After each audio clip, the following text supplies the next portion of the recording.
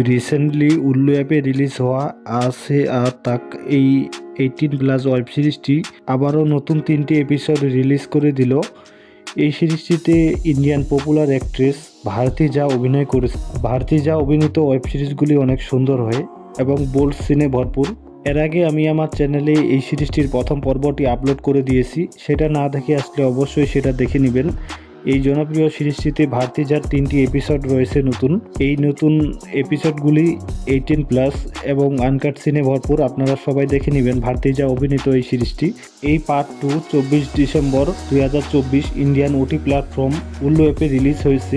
আপনারা সবাই Ullu app play store থেকে ডাউনলোড করে নিয়ে সেখানে একটি সাবস্ক্রিপশন নিয়ে নেবেন, তাহলে এই সিরিজটি সহজেই দেখতে পারবেন।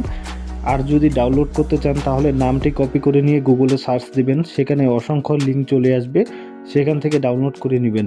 ভারতী ঝা অভিনীত এই 18+ ওয়েব সিরিজটি আপনাদের কেমন লাগছে তা অবশ্যই কমেন্টে জানাবেন।